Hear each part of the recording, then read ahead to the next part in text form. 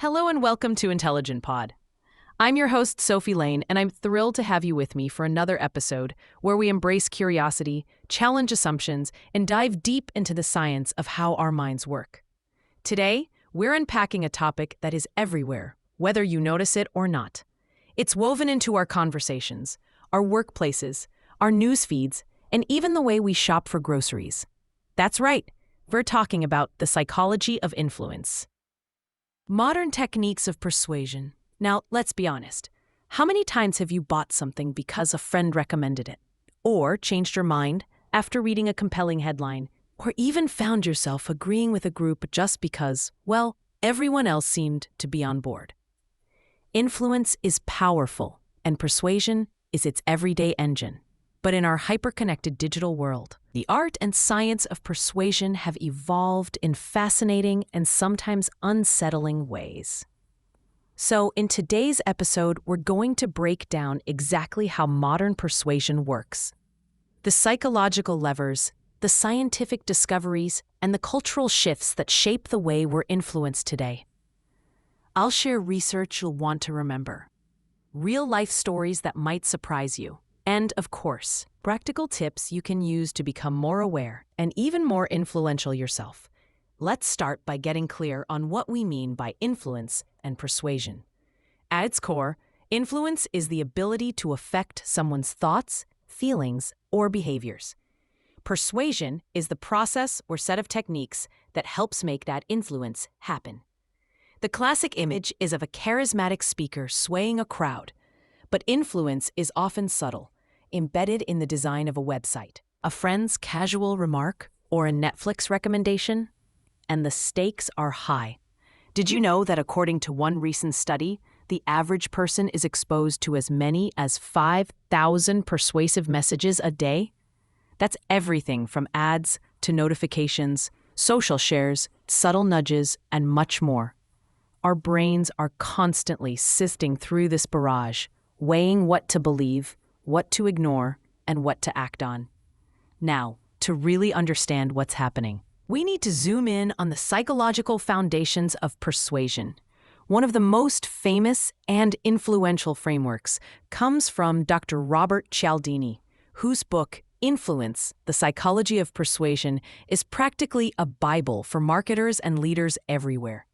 Cialdini identified 6 core principles of persuasion: reciprocity, commitment and consistency, social proof, authority, liking, and scarcity. Each of these taps into deep-rooted human instincts. Let's walk through a couple of these with some everyday examples. First, reciprocity. This is the classic, I'll scratch your back if you scratch mine. If someone does us a favor, we feel compelled to return it. That's why you'll often get a free sample at a store.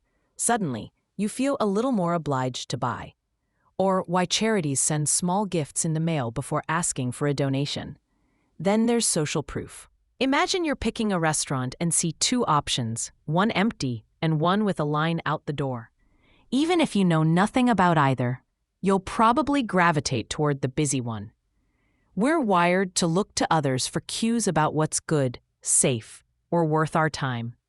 And let's not forget scarcity, those only 2 left in stock banners online, or the limited time offer emails that ping into your inbox. When something seems rare or fleeting, we want it more. These principles work because they're rooted in our evolutionary past. They helped us survive and thrive in groups. But here's where things get really interesting. In our digital age, these same levers are being pulled in new, often more sophisticated ways. Let's dig into a few modern techniques that are shaping persuasion today. Take, for instance, the concept of nudging. This comes from behavioral economics and was popularized by Richard Thaler and Cass Sunstein in their book Nudge. A nudge is a subtle change in how choices are presented, designed to steer people toward a particular decision without restricting their freedom. Think about how healthier foods are placed at eye level in cafeterias, or how opt-out organ donation policies dramatically increase participation rates. One of my favorite real-life examples comes from a study in the UK where tax authorities experimented with their reminder letters. Instead of just sending a standard overdue notice, they added one simple line: 9 out of 10 people in your area have already paid their taxes. That's social proof in action, and it significantly boosted response rates. Just by highlighting what most people were already doing, they nudged more people to follow suit. Now, let's talk about digital persuasion, especially on social media. Algorithms are designed to show us content that gets us to react, click, or stay engaged. Ever notice how platforms show you what your friends have liked or shared? That's social proof, again, but at internet scale. Or how you get a little badge for reaching a milestone or streak? That taps into our need for achievement and consistency. There's even a phenomenon called herding behavior, where people online are more likely to like or share something if they see it already has lots of engagement. This can create viral moments, but also, unfortunately, can amplify misinformation or unhealthy trends. Now, from a psychological perspective, why are these techniques so effective? Part of it is cognitive load. We're busy, distracted, and our brains crave shortcuts. These persuasive cues, what psychologists call heuristics, help us make decisions quickly, but sometimes at the expense of deeper thinking. Let's bring in a little academic research here. In a 2017 study published in the Journal of Consumer Research, scientists found that people are more likely to go along with persuasive messages when they're mentally tired or multitasking. So, if you've ever wondered why you make impulse buys late at night while scrolling your phone, well, you're not alone. The combination of fatigue and persuasive design is a potent mix. But persuasion isn't just about marketing or politics. It's also deeply cultural. What works in one society might flop in another. For instance, in more collectivist cultures, like Japan or South Korea, appeals to group harmony or social belonging tend to be much more persuasive than individual achievements or scarcity. In the West, especially in the US, messages that emphasize personal benefit or uniqueness often resonate more. Let me share a quick, real-wise anecdote. I have a friend who spent some time working in advertising in Brazil, and she told me about a campaign to promote recycling. The initial approach was all about individual responsibility. You can make a difference. But it didn't really take off. When they shifted the message to highlight what neighbors were already doing, 80% of your neighbors recycle every week. Participation skyrocketed. Again, it's the power of social proof, but also a nod to the communal values that shape how influence works in different places. So, with all these techniques swirling around us, what does it mean for our daily lives? How can we become more aware, less susceptible to manipulation, and maybe even better at persuading others, ethically, of course? Here are a few actionable tips. First, become a persuasion detective. Start noticing when you're being nudged. Is that sale really about scarcity or just clever marketing?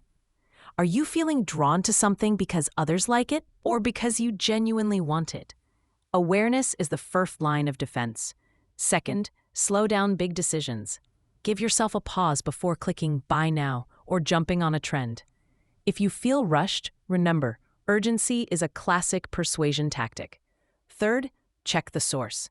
In our era of viral content, take a moment to ask, who's delivering this message? Do they have authority or expertise? Are they disclosing their interests? Fourth, use persuasion for good. If you're trying to motivate a team, encourage a friend, or promote a cause, remember the power of positive nudges. Highlight what others are already doing. Frame choices in ways that make the healthy or helpful option the easy default. And finally, be kind to yourself. We're all influenced every day. It's not about shutting out the world, but about making thoughtful, intentional choices. All right, let's recap. Today, we explored the fascinating psychology of influence. From Cialdini's classic principles to modern nudges and digital persuasion, we looked at how our brains use shortcuts to navigate a world full of persuasive messages, and how culture shapes what works and what doesn't.